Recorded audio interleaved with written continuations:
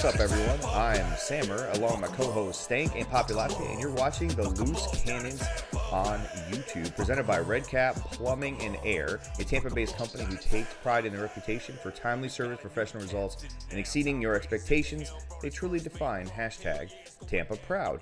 We are back, and we are joined by none other than Stephen Cheah of Barstool Sports. What's up, Stephen? Welcome back to the Loose Cannons. What is going on, man? What's up, guys? Happy to be back. I'm rocking the Deuces shirt, which you guys can get at your store. And I mean, rocking the world champs. I mean, they don't make these for every team, you know what I mean? So you got to get some use out of it. Just 1 out of 32 teams gets that really cool hat. And only one team has that ridiculous Deuces tee. You guys can find that at loosecannonsmerch.com. Freaking awesome that you're wearing that, man. Before we dive into the Buccaneers draft and all of those players that I feel like we got a couple of steals, we got to talk a little bit, man, about how fun Bucs-Brady is compared to Pats-Brady and the trash talk that this man put out yesterday on Twitter and Instagram. Like, what? Woke up and chose violence yesterday. Violence, dude. Absolute violence. Steven, what do you think of what Tom has kind of evolved into? And just, I mean, he buried the Green Bay Packers yesterday. Yeah, I mean, well, I think it's a little bit of a comment system. There's no way Tom Brady runs his own social. Absolutely no way. He has hired like a very talented, social person that is, I'm sure he's giving direction on like, make fun of Aaron Rodgers, embrace the beach, Shambo, about that stuff. But it was all very funny. And the fact that he did it like basically one after another was pretty awesome. I mean, Tom Brady, he's visor Tom now. He's wearing a visor pretty recently, and he's Tampa Tom is something to behold. It's very refreshing to see.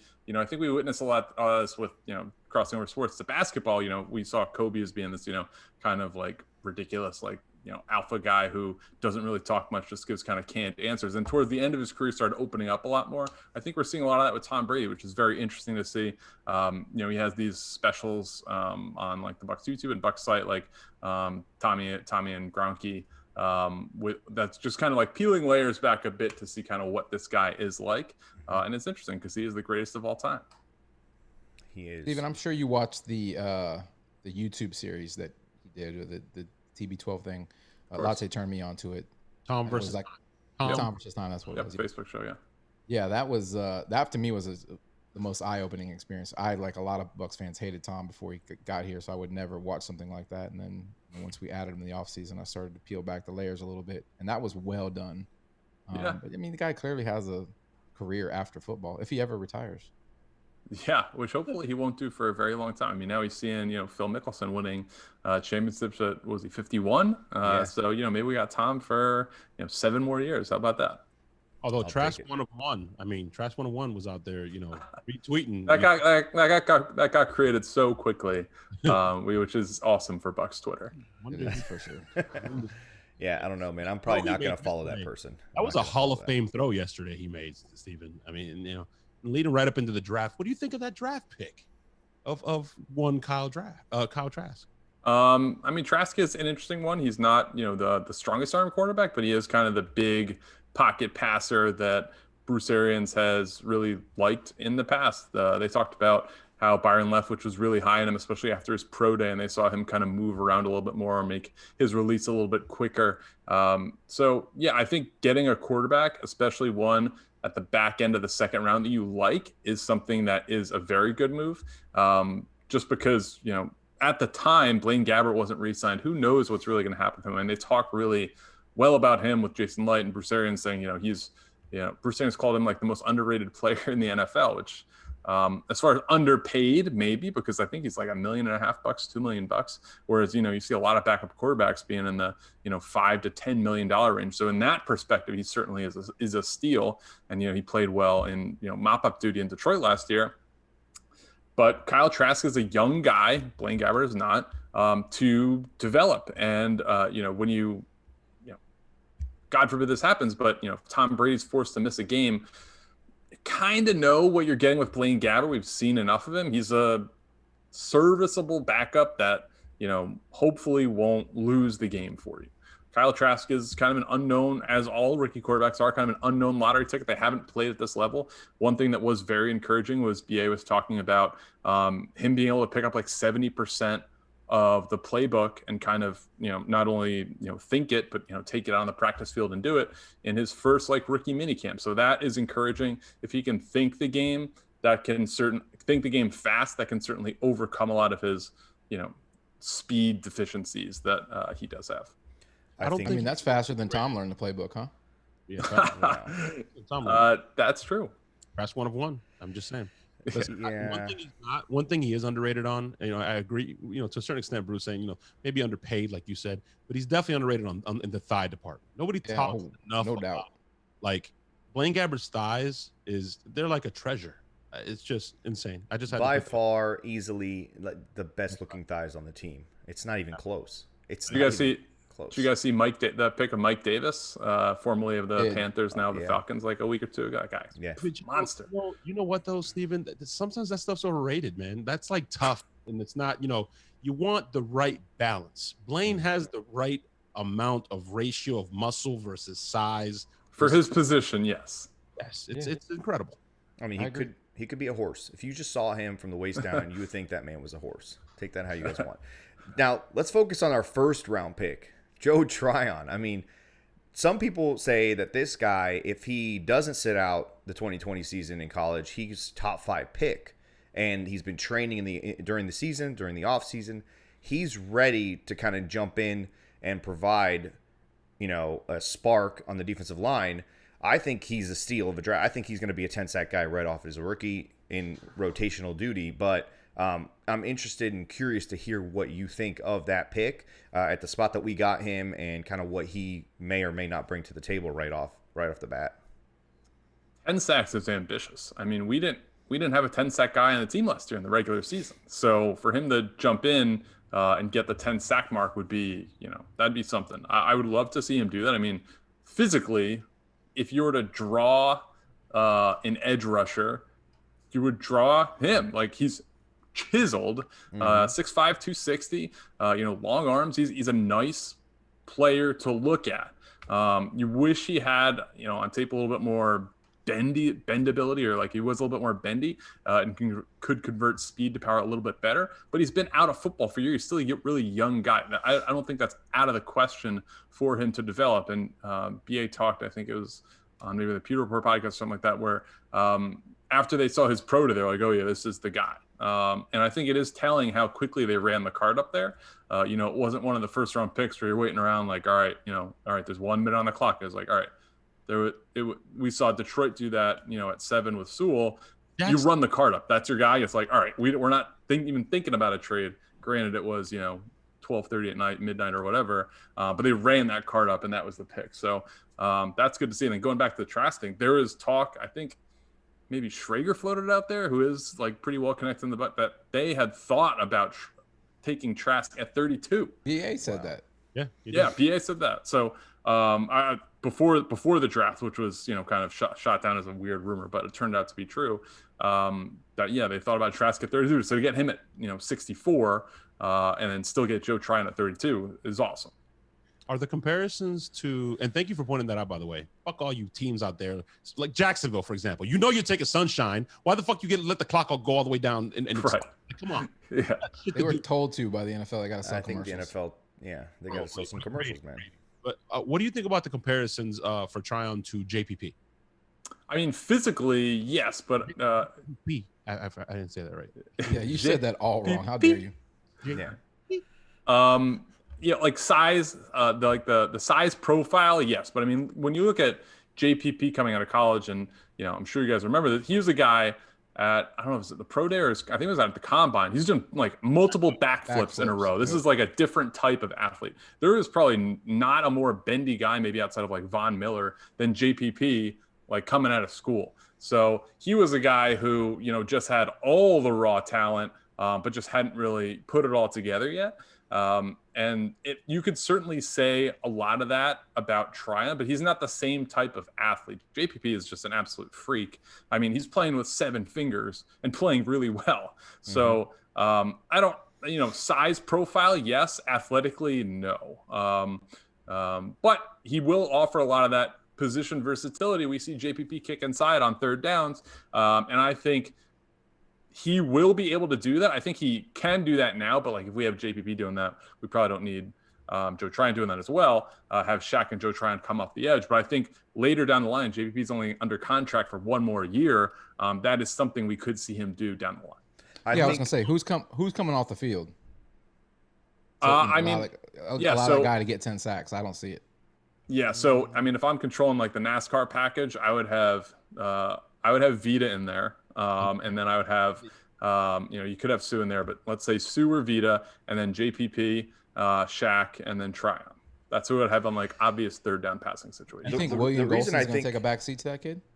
I mean, I don't. Yeah, I think Golson's going to play over him as far as like first and second down. Golson's more like a 5 technique, like 3-4 defensive end. I think Tryon is going to be mainly like a stand up edge rusher or like in a 3-point stance on third down.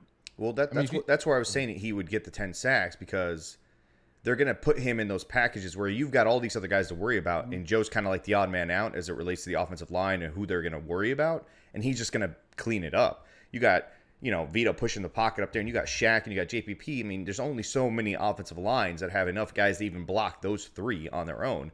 Then you got Joe coming in there kind of cleaning it up, and I think he benefits the most learning from a guy like JPP. We've seen JPP teach younger guys, and you got Shaq there, and you're going to learn going against Tristan Wirfs in practice, going against Jensen in practice, going against Ali Marpet and Smith. I mean, you're going to learn from these guys as a young rookie, and you're only going to get better. And the ability to clean up those kind of like pockets that get collapsed by everyone else around you. I think 8 to 10 sacks is kind of a decent little prediction because I think he really is a steal because he's got all those tools. He just needs to kind of hone it in a little bit, and who better to learn from than JPP? You mentioned it by name. We got to say happy birthday, Ryan Jensen. I believe today is his birthday. Happy birthday. As far as something that stood out to me when looking at the reports on Tryon, I don't watch a ton of Tryon tape. I saw like a couple cut-ups of him in a couple games, but something that really stood out to me with Tryon that got called out was his ability to drop in pass coverage, which is something that I think will be utilized. We saw JPP get 2 picks last year, dropping in pass coverage. That's not like his specialty, but if you're going to rush 4, we saw Devin White have 9 sacks. So I think Devin White's going to use as a blitzer a lot. Tryon offers a lot of positional versatility, not only with his ability to kick inside, but his ability to drop in pass coverage off the edge. Then you do free up a Devin White or like a Levante coming through the middle. I was literally going to ask that because I'm not a film buff or nothing, but I'm not saying he's better, right? He just looks more comfortable dropping in JPP. JPP did have the 2 sacks, but there were times, I mean, we all did it. We're like, why the fuck is JPP dropping back? Right, yeah. It's like, what's going on? He could have had more than 2 interceptions. But Shaq Barrett looks the least comfortable, I think, when they drop him into coverage. He's just he does not, I don't know what it is. He's not comfortable out there. Clearly, LA Rams though, he had the pick. Yeah. JPP should have actually had, I think, 3 games in a row. He dropped 1, I believe, against the Saints. Against the Rams too, I think. He got one. One of them got it. The Rams, he got the screen pass. Yeah, I think it was the Saints. He called it too. He called it on the sidelines. I remember that was a mic'd up moment. He was like, "I'm getting that pick." He was calling it. Of all the guys that we drafted in this draft, Steven, who's the guy that you're most excited about? Because we've gotten a couple of guys that I think are really, really important pieces down the line in the future, but also guys that are like playmakers, guys that have some fire to them. Yep. So I really like Jalen Darden. He's a guy I pinned in the pre-draft process as like my favorite small school guy. So I was really excited that we got him. His role is going to be interesting because if you look at our receiver room, I mean, Mike Evans, Chris Godwin not coming off the field. Like AB is officially signed now. He's not going to play over AB. So you look at Tyler Johnson, wide receiver 1, Scotty Miller, and then I guess we're slotting Darden in at wide receiver 6, but how many snaps is he going to get? Like, he's going to have to be a return guy, which is something we haven't been that excited. Like, when was the last time we were excited about a returner? Like Clifton Smith, maybe? Yeah. Tim Brown. Oh, Tim Brown. Tim Brown at age 40. I'll pass. Tim Brown was the greatest pass fair catcher no, he wasn't. I mean, no, he wasn't. No, he was not. Ike Hilliard was fucking like money. Ike Hilliard every time, fucking fair catching it every time. By the way, I'm predicting it right now, Steven. I love fucking Jalen Darden, and I love the fact he picked number 1. That is fucking gangster as fuck. Punt return and a kickoff return this year. It's gonna happen. It's going to happen. I already predicted. I'm surprised. He's shorter, but he's a playmaker. I mean, numbers wise is comparable to like Devontae Smith last year. Obviously, much different competition from SEC to Conference USA. Playing for North Texas versus playing at Alabama. But Jalen Darden, there was something that really sold me on him is that I forget what show I was watching, some NFL Network show where they had Jamar Chase on and they were interviewing him. And they're like, oh, what's one guy that really stood out to you? And he's like, I'm not really sure, like that he's been working out with. He's like, I'm not really sure his name. He's like, there's a bunch of us at whatever academy it was. He's like, but JD from North Texas, he's like, he's a player. And players know players. And if Jamar Chase, who's like the unanimous wide receiver one of this class, is saying like Jalen Darden is a dude, I'm going to take his word on that. The dude. You see how pumped up Jaden Mickens is coming out of the locker room. Yeah. for these workouts. He knows his job's on the line. Yeah. I mean, Jaden Mickens was fine last year. Like he was reliable. Like he was a guy who was not worried about fumbling.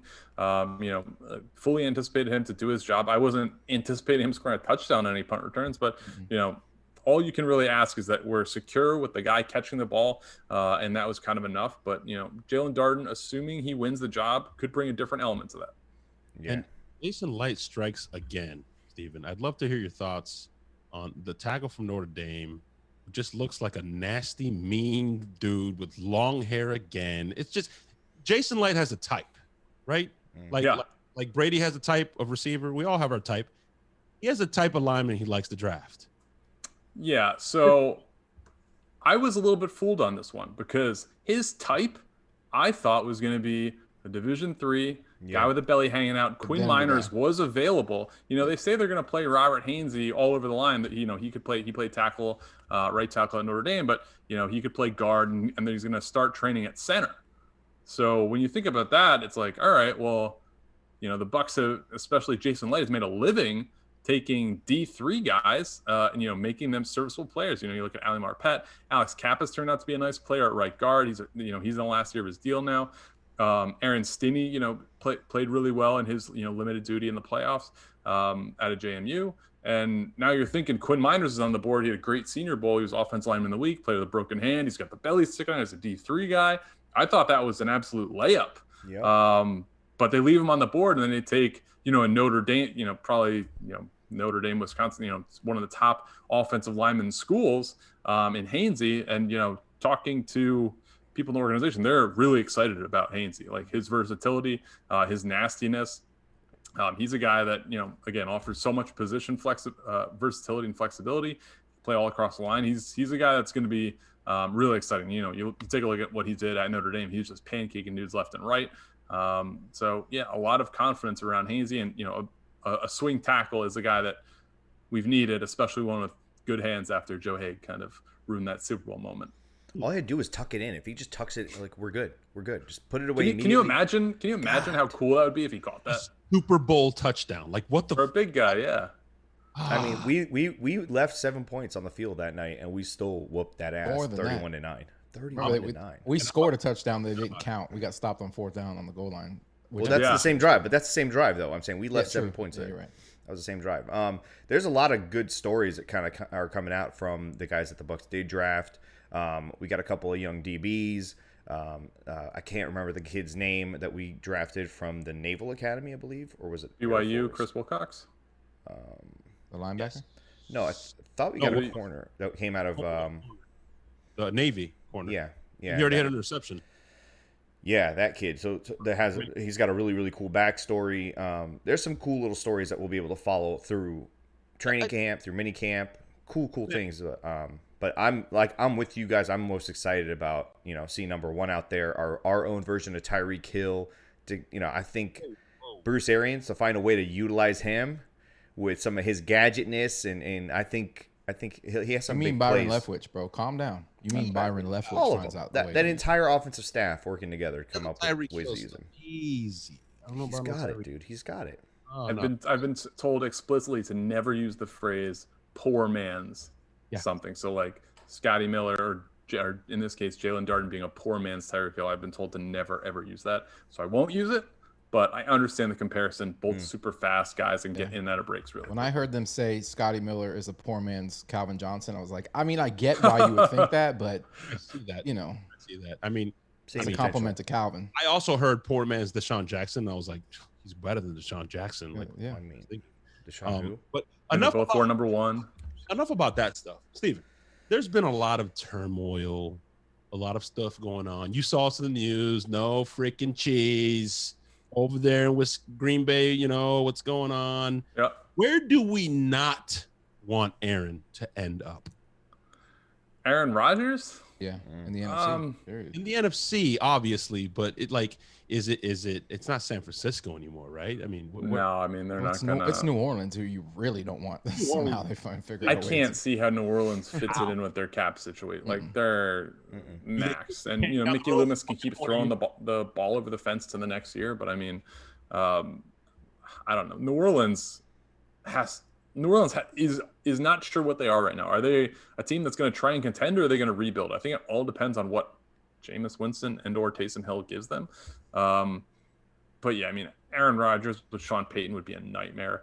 I don't see too many landing spots. Denver seems like the most logical one, especially because there was talks about him before the draft, and then Denver's on the clock at number 9, I believe, and Justin Fields is on the board, and nothing happens. So yeah, I would think Denver is the most logical landing spot, especially because he's had trouble against Vic Fangio defenses, and Vic Fangio is the head coach. So you'd think the Broncos in a division or in a situation where they kind of have to win for their coach who's on the hot seat, the new general manager George Patton's in his first year. But you look at that division, there's Derek Carr is the 3rd worst quarterback in that division. He's like a top 16, top 15 guy in the league. And you got Justin Herbert and Patrick Mahomes. Like, you got no shot with Teddy Bridgewater. Although I do appreciate what they did in the draft. They're like zigging when everyone else is zagging. They're just going for defense and like a running game. And like they'll try and, I guess, live off Teddy Bridgewater. But if you brought Aaron Rodgers into that, they instantly become like a championship contender in my mind. Well, the big thing here to think about too is if the Packers do move on from him, who do the Bucs really have to worry about in the NFC at this point? I mean, the Rams look like they're kind of reloaded. They got an actual quarterback now, someone that you don't have to give all the answers to when you put them out on the field. Don't sleep on the Niners, bro. That team is fucking solid. And there's the 49ers, exactly. But if he leaves the Packers, if the Packers get rid of Aaron Rodgers, you're talking about one less team for the Bucs to worry about. We face them in the NFC Championship. Like, having him traded away, I mean, that just makes the Bucs route just a little bit easier. So it does have somewhat of a ripple effect to us. Here's a scenario for you, Sammer, and for you, Steven. What if we all have wives, right? We all mess up from time to time, and we got out my wife 5-year anniversary today. Oh, congratulations! I just got out of the doghouse 2 days ago, guys. Congrats to you as well. Sorry, go ahead, Christian. Listen, speaking of the doghouse, right? Like, we all mess up, and we have to, make it up to our significant others. In most cases, except for Sammer's, the better half, to make it up to them. What if Green Bay makes it up to Aaron by bringing one Julio Jones in? What kind of nightmare does that paint for the Buccaneers with Devontae Adams and Julio Jones, with Aaron Rodgers and Aaron Jones? Still no defense, but I'd love to hear your opinion. That would really make him a lot more formidable. Julio, though, like, does he want to go? Like, for a guy who is getting a little bit up there in age, like, does he want to go from playing in a dome? He went to college at Alabama. He's played, in the South his whole life, basically. Do you want to go play in Green Bay, like with Aaron? Like, it's going to be a lot harder on the bones. I think he did have like a 250-yard game or like a 200+ yard game up there a couple of years ago.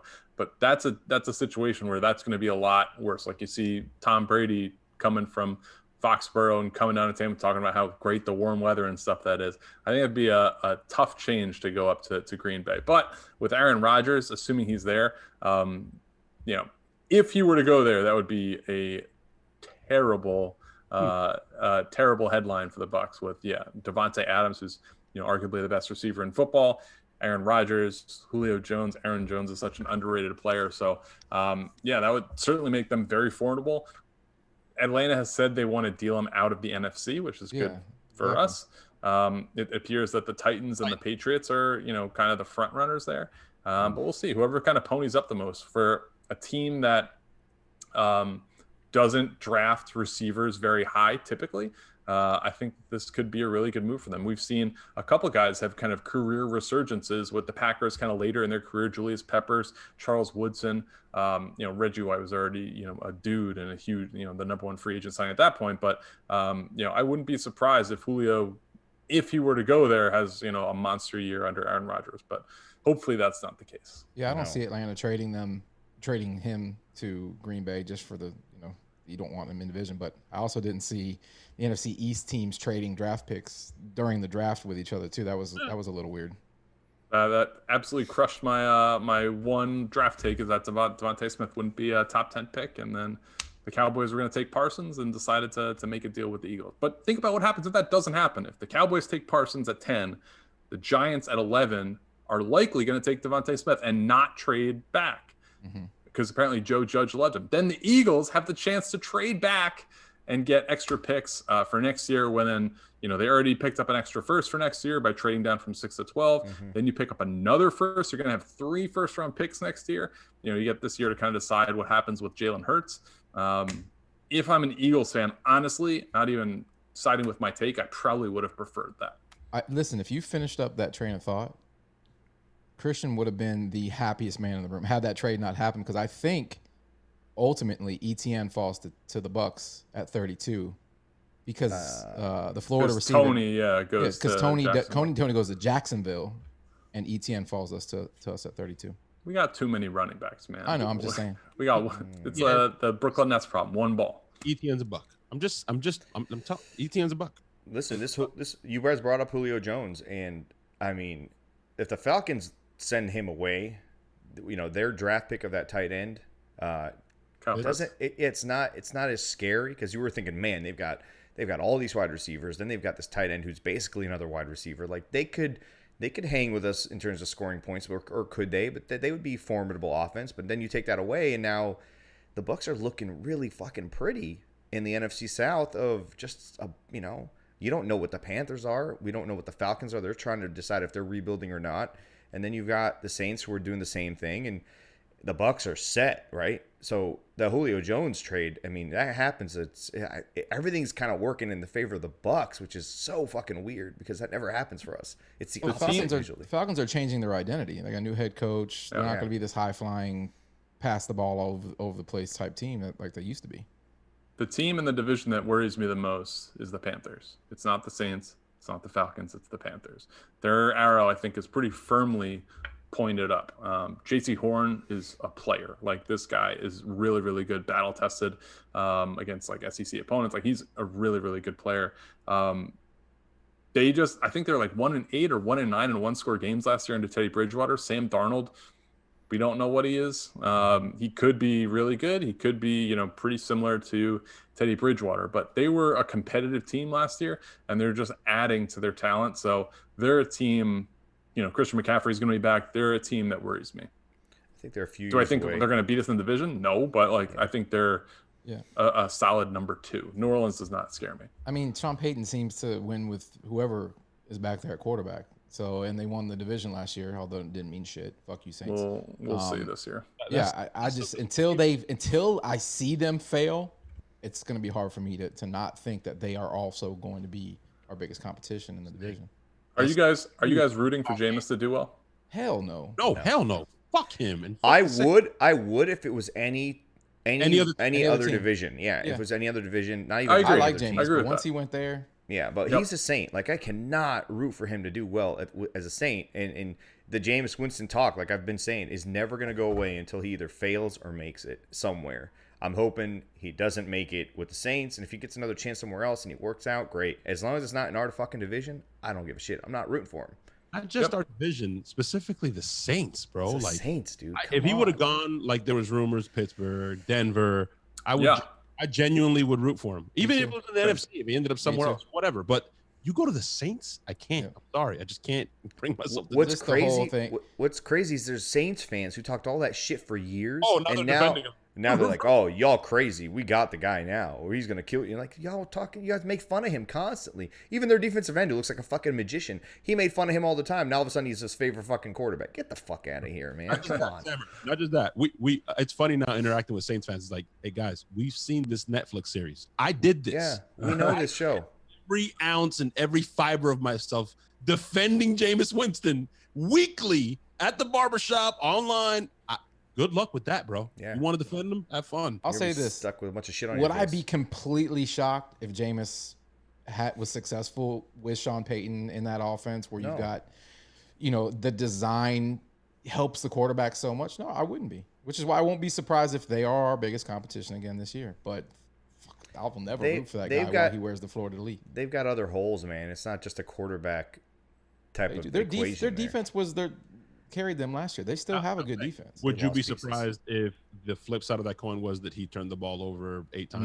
No, because Leopard doesn't change his spots and under duress. If he's always under duress like he was here, then he's going to continue to make those same mistakes. But if he's just part of the machine, like they do with whatever quarterback is in San Francisco, and he's just able to kind of just play within a very scheduled type thing, I think he can be successful. Be successful. The biggest thing I think that plays into that is that he has Mike Thomas, but he doesn't have the receiver that's usually been the receiver that he flourishes with somebody with a big wingspan, somebody that can make a play on a 50-50 ball, because he's not throwing a 70 or 80-20 ball like Tom is. He needs a guy that can go up there and make a catch. He had Kelvin Benjamin, who kind of, saved him a lot with Florida State. He's always had Mike Evans.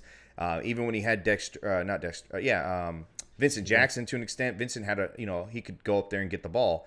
You don't really have a guy like that in New Orleans. He's got to be pinpoint accurate on those deep passes, or do what he's been doing, do what Drew's been doing. And I don't know if that's really his game. So we'll see. I don't know if on the short passes, you got to be super accurate on the slants, which is where Michael Thomas does his damage on run after the catch stuff, and that's not. Steve, what are your thoughts? You brought it up. I don't even want to talk about this fucking guy. Shit.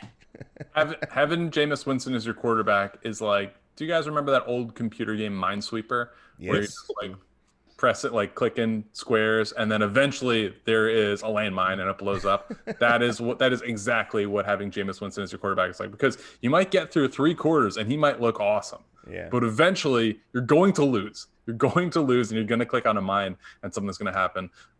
The most perfect quintessential Jameis game was the Giants game I attended a couple of years ago in Tampa, where it was Rondé going into the Ring of Honor, and Jameis has this unbelievable first half. I think it's 250 yards, 3 touchdowns. Daniel Jones looks awful, and all of a sudden, tide starts turning. Jameis throws just a complete brain fart interception, and we lose the game. Not all his fault. Matt Gay missed he the field redeemed goal. himself at the end of the game with a Matt Gay fucking missed the field incredible goal, pass to Mike Evans, and then of course the great Matt Gay with just one critical mistake, which should have cost him his job, honestly. But that game still gives me. We talk about this all the time. But I might have suffered more in that game. Another great one, Steven, is the Rams game in LA when we hung 51. Same season. We were 4 fucking times. I mean, he was brilliant, and then all of a sudden pick 6. And I was like, what the fuck are you doing? But the argument could be made, if we had any kind of defense that could have held the lead, he wouldn't have been in that position where he had to do that. No, he threw a pick 6. That I remember that game. It was the same season. I was about to bring Marcus it up too. Peters, Yeah, Donovan Smith killed him, but I'm pretty sure it was still a touchdown. That didn't need to happen. Also, I'm not saying specifically that game, but I'm just saying he didn't necessarily have the best support on the other side of the ball. It doesn't matter. No matter what, he always had a moment that you were just kind of waiting for. He felt like Trent Dilfer a lot. Even when Trent Dilfer would go on a couple of these little games, oh man, he's not doing that bad. You were still on the edge of your seat, you'd hold your breath every time he'd pass the ball, and you're like, oh god, Trent's gonna do it. Are we talking about James Winston? So, because we're gonna face this guy two times a year. It is so nice. It is so nice having Tom Brady back there, and it's just like, we got this. We're gonna still talk about Jameis. Let's watch out. Why don't people talk about Doug Williams the same way we talk about Jameis? We let an actual Super Bowl franchise quarterback go who came and won another Super Bowl for another franchise, but nobody talks about Doug that way. A long time ago. I like what Steven just said. We have Tom back there. It's so calming. I'm so, because I thought about it when you were talking about the Eagles, that situation, with Jalen Hurts, what? That's a dumpster fire, bro. If I was an Eagles fan. And you're talking about, I'm thinking about us, we brought all the starters back. We just won the Super Bowl. We don't have shit else to complain about. That's the thing. Dude, I take piss breaks when Tom Brady's dropping back. I don't even worry about it. I don't need it. Yeah, he's got this. Tom knows. I think Tom's done this enough. He knows. He threw 3 picks in Green Bay, and we don't care. No, don't care. Those weren't all like legit picks. Yeah, like, he got hit on one Mike's hands. Yeah, one of them was like a missed blitz pickup. It was like third down is basically a punt. He threw like one legit. Steven, Stanks our negative Nancy on the show. Every now and then he likes to kind of remind us of things that we don't want to be reminded of. It's my energy. Before we end this, I had one more before we go. I have to. Go ahead. Go ahead. No, I was going to say the schedule came out a couple weeks ago for the Bucs. I'm predicting 21-0 because that's what I am, or 20-0, sorry. And Stank obviously thinks we're going to lose like 5 games somehow. Just curious what you thought of the schedule, how it played out, and what you think we're going to do in terms of wins and losses and whatnot. Yeah, it looks like all of our road games are kind of in clusters. We do have one more road game than home game this year, so that's a bit unfortunate. But yeah, the schedule is fine. Like we have like a reasonably late bye. I believe it's like a week 9 bye, so that's good. Last year, like I think it was the week 13 bye, which is I think historically the latest the team has ever had a bye. Really helped us and was really good. Week 9 is like pretty normal on the little bit later side, so I can roll with that. Then the week 4 New England game is certainly going to be the game that is absolutely can't miss for the world. But I think we have like a pretty reasonable start to the schedule. Ending with Carolina twice in 3 weeks and the Jets hopefully is a good thing. But again, Carolina is the team I'm most scared of in the division. So that might not be a good thing. It'll be interesting to see what Sam Bradford and Sam Bradford's former team look like at the end of the year. So I think a lot of it's still to be determined as far as like percentage wise. Like we knew who the opponents were. I think we have like the 4th or 5th easiest schedule by like percentage, but we have some tough games, so it will be a very interesting season. As far as we didn't have like a few years ago we had the London game against the Panthers. I think we had like 19,000 air miles or something like that in a season. We don't have that this year. We do have a couple road games that are bunched together, but that's going to happen if you have 9 road games instead of 8. So schedule feeling like fairly positive. It's nice to open on a Thursday night, so you get like a mini bye after your first game, but that's what you get for winning the Super Bowl. So I'm happy with the schedule. So 20-0. 20-0. No, I would never, just because you're up against it the whole year. So 13-4. 13-4. Wow. Listen. Very negative. Very negative. I spoke number 1 seed. I spoke to Bruce last week. Listen, we already know what's going to happen. He told me, listen, he's going to pull Brady at some point when we're undefeated, and just let us lose the game on purpose so that Brady continues to chase the perfect season. He'll be back the year after. So we already know what's going to happen. They're going to lose one game, and we're going to win the Super Bowl. But listen. Okay, wait. Here's a hypothetical off this. Would you rather have a 3-peat, so 2 championships in a row, or 1 undefeated season this year? One undefeated season. Undefeated season. Because it doesn't matter. You can argue with Steelers fans. You can argue with 49ers fans, Cowboys fans. They can be like, we have more Super Bowls, and you can be like, fuck you. We got and it's not even 19-0 or 16-0. It would be 17-0 and 20-0. Like that's no, dude. Not just that, guys. Fuck those Dolphins. I'm sick of those stupid parties they throw. I hate. They were 14-0. I hate their parties. I hate them. Yeah, every time a team loses, then we can watch our guys party and pop champagne like, ha fuck, you guys were perfect. Imagine watching Tom Brady for years popping fucking champagne and drinking avocado tequila forever. Dammer. Dude, we have a heart out here, and listen, we showed you, Steven, we showed you our packages, man. Yep. You saw our packages. I did. I want to know your thoughts on our packages. Yeah, were you really impressed? Is the question. With our packages, man? Our Loose Cannons Travel Crew packages. Yes, they're awesome. I was one of the first to sign up. Follow on Twitter. I forget the exact handle. It's like Loose Cannons Crew, the travel thing, and then the automated email sign up. So you guys are going to L.A., Vegas, and Atlanta, right? No, New Orleans. LA, New Orleans. We played Vegas last year. And Atlanta. LA, Atlanta, and New Orleans. So I mean, those are going to be awesome. LA is going to be a huge game just because they're one of the favorites in the NFC. So that's going to be a heavyweight clash. The New Orleans game, as we just talked about, is going to be against our current quarterback against our former quarterback. Yeah. And Atlanta is always a fun divisional matchup. Chick-fil-A won't be open for the game, but will be open when you guys are there. So. that'll be cool. I mean, it's a cool package to have, Bucs fans come for 2 nights really beforehand and really get a full experience of both the city and just Bucs presence. And as Super Bowl champions, it is very nice to know that a fan base that has been not maligned but kind of bashed as not an elite fan base has a good presence on the road. Whenever I've gone to away games, I always see Bucs fans there. It's not always in Steelers or Packers type numbers, but there is always a representation. So it's nice to see that that's getting increased. So from Bucs fans everywhere, we appreciate the work you guys are doing. I mean, to be fair, there's nothing else to do in Pittsburgh or Green Bay. You know what I mean? But here we got lots of options. We can go to the beach, we can go to Disney. Sammer's at Disney every single weekend. Can you blame him? Boat parade, guys. Yeah. No. So yeah, I mean, the packages are great. It's not just a loose cannon type of thing, guys. It's for all Bucs fans. You get to party with us. You get to have fun. There's some cool merchandise that we haven't told you about, and some memorabilia that we haven't told you about. The merchandise is very cool. They talked to me about it before we went on air. Very cool. Definitely worth signing up early to get this stuff. Yep. So right out of Steven Shake's mouth, our packages are impressive. Yep. He loves our packages. Steven, thank you so much for hanging out with us, man. Let the people who somehow don't know who you are, let them know how they can follow you, where they can catch you. When I know you do a podcast, I think you're on a little bit of a hiatus, but I know you'll come back soon. So let people know where they can follow you. You can't let him go without talking about the one free agent that we brought him on the show to talk about. He's famous for running back, a certain running back. Some running back we brought in. I forgot. He's got a mustache. He's great. He used to have a mustache, a big old caterpillar on his chin. Giovanni Bernard. Giovanni Bernard. Yes. Perfect. So good.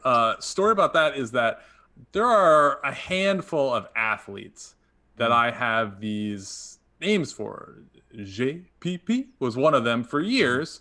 There are like maybe 2 other NFL guys who I've said this for. Giovanni Bernard was one, just because as a guy who plays fantasy football, he's been a relevant guy in years past, not as much so lately, but he's been a guy in years past where, you see him up on the screen. It's like, oh, that's a funny name. Let's, have some fun with that. And I would say that around my house for 8 years, just kind of puttering about. And the fact that we signed him a year after, the JPP thing blows up and we win the Super Bowl is so poetic. I'm very excited for it. Speaking it into existence constantly, and it happens. Yes. So we have a Giovanni Bernard shirt on sale at the Barstool store, which is exciting. Okay. And it's kind of taken off. I just got on Cameo, and people are requesting the JPP and Giovanni Bernard things all the time, which is great. I've been sending some inspirational messages for law school graduations and people looking for career advice, or just I made fun of someone for shitting their pants last week. So all that stuff is really fun. But yeah, you can find me on Cameo. You can find me on Twitter. Let's normalize that. On Twitter, on Instagram, at Stephen Cheah, STEVENCHEAH. Barstool Sports, I'm doing a cool thing the next couple of weeks. I'm doing the top 100 players before the NFL Network announces it. I just did players 91 to 100 this week. So every Tuesday at 11 a.m., I'm going to have a new blog out that's going to rank the 10 next best. There are a bunch of Bucs on there. It's not biased, though. I did run this by a bunch of people in the league to get some kind of validation on the rankings. We did have some removals. I did get some side texts from some Buccaneers officials that were not pleased with some of the rankings. So it's not a homer list, but I am excited to debut this over the next couple weeks. And Going Deep podcast has taken a summer hiatus. I just had my second kid a couple weeks ago. Willie's having a kid in a couple weeks. So it kind of makes sense for us to be off for a little bit. Thank you. Appreciate that. And during the season, we'll restart and have a lot of new, fresh content. So excited to keep doing that. But you guys are crushing the pod game. Obviously, the merch game. So I love seeing what you guys are doing. Keep. You guys are going to have to keep slimming down this off season, because during the season it's gain season on the road. Yes. I can't imagine Christian's going to be drinking a gallon of water during the season where you're traveling. I mean, how many times you peeing every day? When I'm doing it, I'm peeing 10 plus times a day. If you're on the road. Here's the thing, though. We're going to be bringing water boys with us on the road, and then I have a team that actually pulls a toilet everywhere I go. It's like a porta potty type of deal. It's all natural too. It's solar with a powered. bidet, of course. I mean, come on. What am I, a fucking Neanderthal? Do I look like a caveman to you? Come on. Do I look like Stank? Can we Stank actually shits his manufacture? pants. Can we actually manufacture a line of porta potties with bidets? Why not?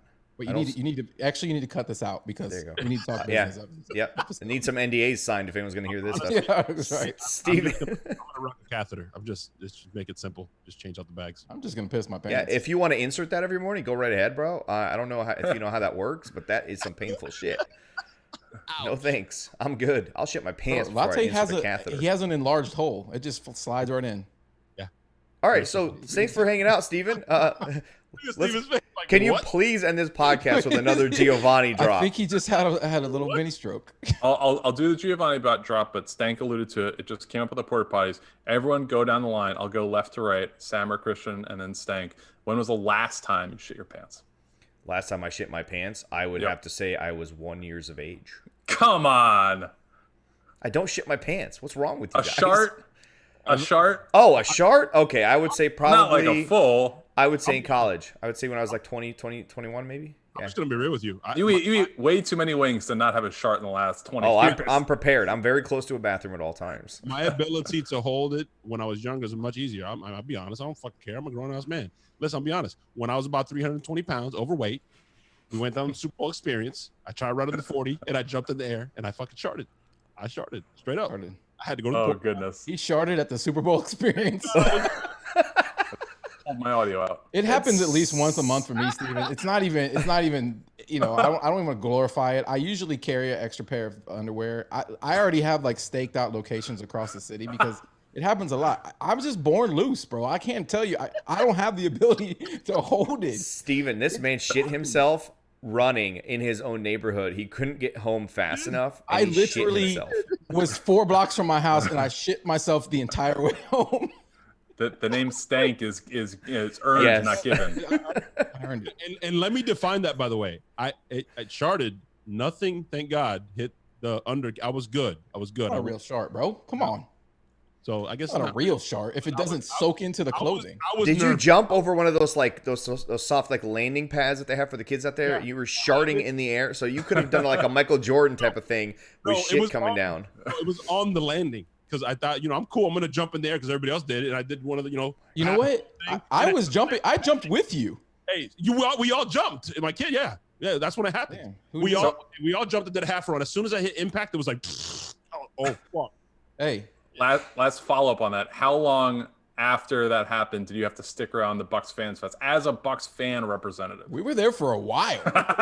Yeah, I was about to ask, did you go and take care of this? We ran the 3-cone after that. We ran the 3-cone after that, dude. No wonder you beat me. I went straight to the restroom right after that. So I made sure I was good. Bro, you were moving through that 3-cone. You were lubed up, and I had no clue. He had some extra coating between the thighs there. He did, dude. Yep. I've never seen a move like that. No friction down there.